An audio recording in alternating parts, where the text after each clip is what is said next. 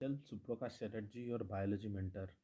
I am a graduate from the West Bengal University of Health Sciences.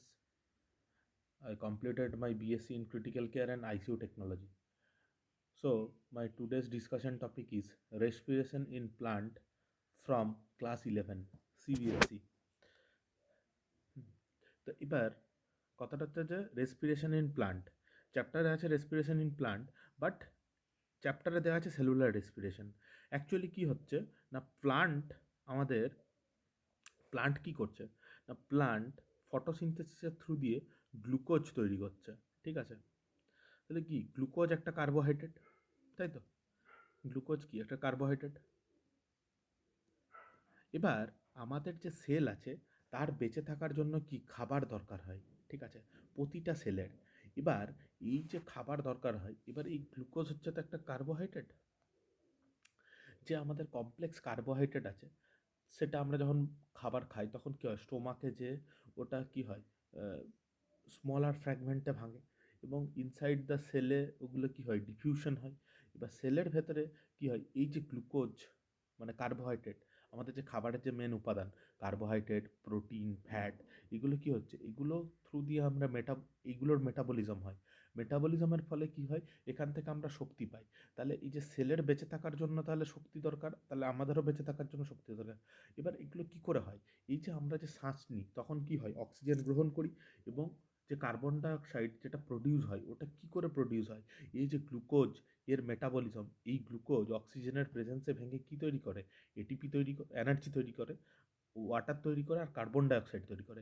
এই carbon dioxide lungs দিয়ে মানে blood ভেসেলসের through দিয়ে লাংসে যায়, lungs থেকে কি হয় আমাদের এক্সটার্নাল নস্ট্রিল দিয়ে বাইরে বেরিয়ে যায়। ঠিক আছে, তো এইবার এই যে আমরা কার্বোহাইড্রেট বা গ্লুকোজ মানে একটা কার্বোহাইড্রেট, ধরো এটা আমি খেলাম, ঠিক আছে, এটা খেলাম, এবার এটা সেলের মধ্যে গেল, তাহলে এই যে ইনসাইড দ্য সেল কি হচ্ছে, এই যে আমরা ইনহেল করছি অক্সিজেনটা, সেই অক্সিজেনটা আসছে এবং এই অক্সিজেনটা কি করছে, এই গ্লুকোজটাকে ভাঙছে।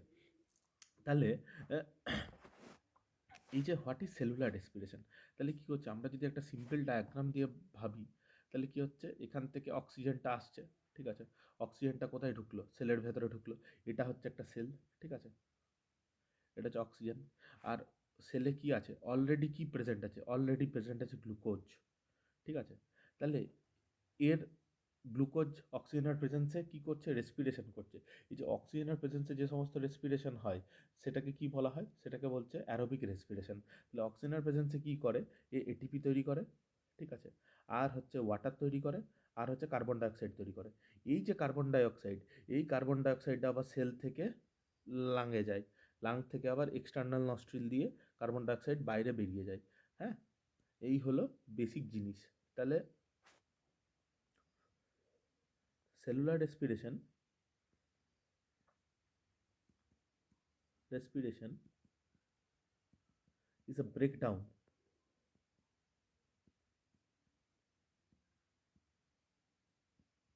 down of glucose through which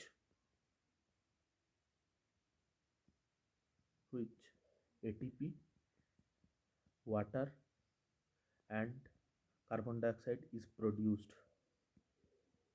তাই না? তাহলে এবার এই যে আমরা যে এই যে তাহলে তাহলে আমাদের মনে একটা প্রশ্ন আসতেই পারে যে তাহলে এই জন্যই আমরা অক্সিজেন ইনহেল করছি আর কার্বন ডাইঅক্সাইড এক্সহেল করছি। এই যে কার্বন ডাইঅক্সাইডটা প্রডিউস করতে করছে, এই যে সেলের ভেতরে যখন সেলুলার রেসপিরেশন হচ্ছে, অক্সিজেনের প্রেজেন্সে গ্লুকোজ কী করছে, এটিপিতে ভাঙছে, মানে মেনলি এনার্জি তৈরি হয়। এই এনার্জির ম্যাক্সিমামটাই হিট রূপে মানে নষ্ট হয়ে যায়, কিছুটা পরিমাণ এটিপি রূপে সঞ্চিত হয়, ঠিক আছে। আর কি থাকে, ওয়াটার থাকে আর কার্বন ডাইঅক্সাইড। এই কার্বন ডাইঅক্সাইডটা এবার লাংসের থ্রু দিয়ে এক্সটার্নাল নস্ট্রিলের থ্রু দিয়ে বাইরে বেরিয়ে যায়, ঠিক আছে। তাহলে এই যে যখন আমাদের এই যে আমরা কি করে এনার্জিটা পাই, ঠিক আছে, এই যে এটিপিটা আমরা কি হতে পারে, আমরা ডাইরেক্টলি পেতে পারি, আবার ইনডাইরেক্টলি পেতে পারি, ঠিক আছে। ডাইরেক্টলি পেতে পারি মানে কি, ডাইরেক্ট এটিপি যেগুলোকে বলে সেগুলো থ্রু হচ্ছে সাবস্ট্রেট লেভেল ফসফোরাইলেশন। আর ইনডাইরেক্ট এটিপি আমরা কি করে পাবো, থ্রু অক্সিডেটিভ ফসফোরাইলেশন। মানে এটা অক্সিডেটিভ ফসফোরাইলেশন কোথায় হয়, ইনার স্পেস অফ মানে মাইটোকন্ড্রিয়ার ইনার মেমব্রেনে, ঠিক আছে। এখানে কি হয়, এখানে ওই ইটিএস বলে একটা সাইকেল চলে, ইলেকট্রন ট্রান্সপোর্ট সিস্টেম। এখানে ইলেকট্রনটা এক মানে কমপ্লেক্স থেকে অন্য কমপ্লেক্সে যায়, ঠিক আছে? তার পরিবর্তে প্রোটন পাম্প হয় from matrix to inner intramembrane space of mitochondria, এবং ওখান থেকে ওই প্রোটন গ্রেডিয়েন্টটা যাই তৈরি হলো, ওই কমপ্লেক্স ফাইভে কী থাকে, এটিপি সিনথেটেজ থাকে এনজাইম। ওই কমপ্লেক্স ফাইভ কী করে, ওখান থেকে এটিপি তৈরি করে অ্যাকচুয়ালি। ঠিক আছে? আর ওই প্রসেসে কি হয়, অক্সিডেটিভ কেন বলছি এইটা আমরা নিচে ডিসকাস করছি। প্রথমে কি হয়, তাহলে প্রথমে ধরো একটা সেলে গ্লুকোজ এন্টার করলো। ঠিক আছে? গ্লুকোজ এন্টার করলো। এবার এই গ্লুকোজটা প্রথমে কি হয়, গ্লুকোজ 6 ফসফেটে ভাঙে, ওখান থেকে ফ্রুক্টোজ 6 ফসফেট, ওখান থেকে ফ্রুক্টোজ 1,6 বিসফসফেট। সো এইভাবে, ঠিক আছে, এইভাবে বিভিন্ন স্টেপের থ্রু দিয়ে যে টোটাল 10টা স্টেপ হয়। ঠিক আছে? এখন এই স্টেপটা জেনারেলি করতে গেলে ভিডিওটা বড় হয়ে যাবে। তো সেখান থেকে কি হয় না, পাইরুভিক অ্যাসিড তৈরি হয়। ঠিক আছে? এই গ্লুকোজ হচ্ছে 6 কার্বন কম্পাউন্ড, আর পাইরুভিক অ্যাসিড হচ্ছে 3 কার্বন কম্পাউন্ড। তাহলে এই পাইরুভিক অ্যাসিড মলিকিউল তৈরি হয়, 2 মলিকিউলস তৈরি হয়। এই যে টোটাল প্রসেসটা, এই যে গ্লুকোজ থেকে পাইরুভিক অ্যাসিড তৈরি হলো, এই প্রসেসটাকে বলছে গ্লাইকোলাইসিস। তো এই গ্লাইকোলাইসিসের সময় আমরা কি পাই, দুটো এটিপি পাই। ঠিক আছে? আর 2 মলিকিউল এনএডিএইচ পাই। ঠিক আছে? এই 2 এটিপিটা হচ্ছে নেট গেন অফ এটিপি। ঠিক আছে? এই net gain of ATP 2 ATP এইটা যেটা পেলাম, ঠিক আছে, সেটা থ্রু হচ্ছে সাবস্ট্রেট লেভেল ফসফোরাইলেশন। আর এই এনএডিএইচটা এখান থেকে ইটিএসে যাবে, ইলেকট্রন ট্রান্সপোর্ট সিস্টেমে। সেখানে কি হবে, এই এনএডিএইচ মানে রিমুভাল অফ হাইড্রোজেন হবে। ঠিক আছে? তাহলে অ্যাডিশন অফ হাইড্রোজেনকে আমরা কি বলি, রিডাকশন। আর রিমুভাল অফ হাইড্রোজেনকে কি বলবো, অক্সিডেশন। তাহলে যেহেতু এনএডিএইচ অক্সিডাইজ হচ্ছে এবং তার ফলে এটিপি তৈরি হচ্ছে, ওই জন্য এটাকে আমি বলছি অক্সিডেটিভ ফসফোরাইলেশন। ঠিক আছে? এবার কি হচ্ছে, এই যে পাইরুভিক অ্যাসিড তৈরি হলো, ঠিক আছে, এবার এই পাইরুভিক অ্যাসিডের দুটো ফেট, আইদার অক্সিজেন অ্যাবসেন্ট থাকবে, যদি অক্সিজেন অ্যাবসেন্ট থাকে তখন এ কি করবে, অ্যানারোবিক রেসপিরেশন করবে। ঠিক আছে? আর যদি অক্সিজেন প্রেজেন্ট থাকে, তাহলে ও কোথায় চলে যাবে, ডাইরেক্টলি চলে যাবে হচ্ছে matrix of mitochondria. This is the matrix of mitochondria. ঠিক আছে? This is the matrix of mitochondria. এবার এখানে পাইরুভিক অ্যাসিড কি হবে, এটা 3 কার্বন কম্পাউন্ড ছিল, ওখান থেকে কি হবে, ওখান থেকে অ্যাসিটাইল কোএনজাইম এ, অ্যাসিটাইল কোএনজাইম এ তে কনভার্ট হবে। কোএনজাইম এ, এটা হচ্ছে 2 কার্বন কম্পাউন্ড। তাহলে 3 কার্বন কম্পাউন্ড থেকে 2 কার্বন কম্পাউন্ড হলো, তাহলে নিশ্চয়ই একটা কার্বন ডাইঅক্সাইড বেরিয়ে যাবে, তাই না? তো এইবার এই যে পাইরুভিক অ্যাসিড থেকে অ্যাসিটাইল কোএনজাইম এ হলো, এর সময় কি হয়, এনএডিএইচ তৈরি হয়। ঠিক আছে? 2 মলিকিউলস। অ্যাকচুয়ালি অ্যাসিটাইল এইটা তো আমরা এখানে দেখলাম কি 2 মলিকিউল পাইরুভিক অ্যাসিড তৈরি হলো, আর আমি এখানে ইনসাইড দ্য ম্যাট্রিক্সে কটা নিয়েছি, একটা পাইরুভিক অ্যাসিড নিয়েছি। তাহলে যদি যখন দুটো পাইরুভিক অ্যাসিড হবে তখন দুটো এনএডিএইচ মলিকিউল তৈরি হবে। ঠিক আছে? আর এই যে এই যে পাইরুভিক অ্যাসিড থেকে অ্যাসিটাইল কোএনজাইম এ হয়, এইটা হচ্ছে কোফ্যাক্টর লাগে, এই জন্য Mg2+। আর হচ্ছে এর যে এনজাইমটা সেটার নাম হচ্ছে পাইরুভেট ডিহাইড্রোজিনেস। এই যে এনএডিএইচ তৈরি হলো, তাহলে এই যে পাইরুভিক অ্যাসিড থেকে inside the mitochondrial matrix acetyl coenzyme A convert হলো, এইটাকে কি বলছে, এটাকে বলছে লিঙ্ক রিয়াকশন। ঠিক আছে? তাহলে এই রিয়াকশনটাকে কি বলবো আমরা, লিঙ্ক রিয়াকশন। এটাকে আমরা কি বলবো, link reaction.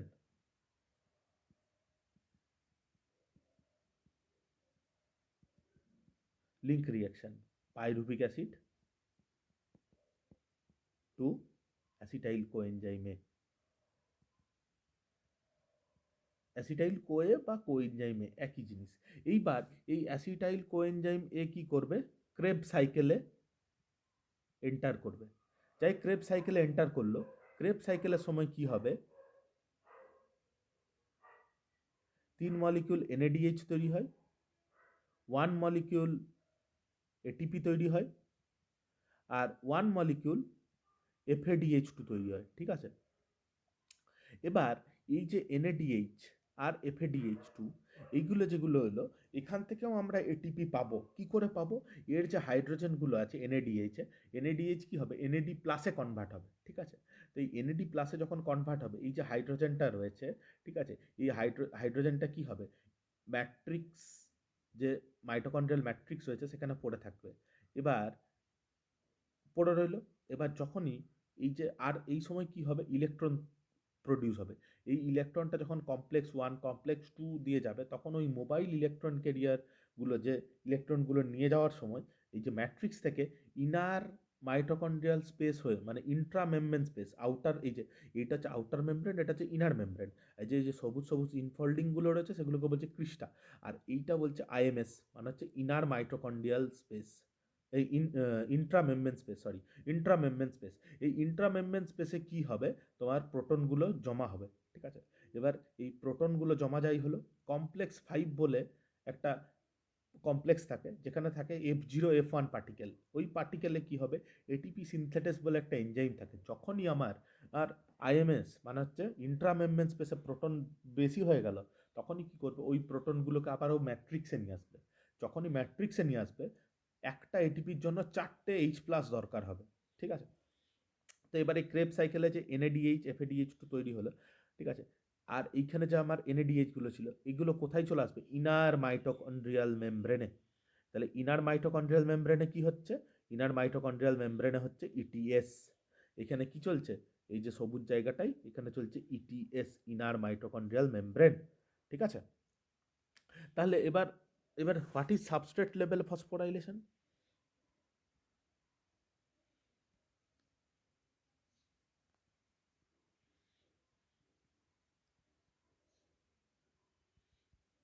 What is substrate level phosphorylation?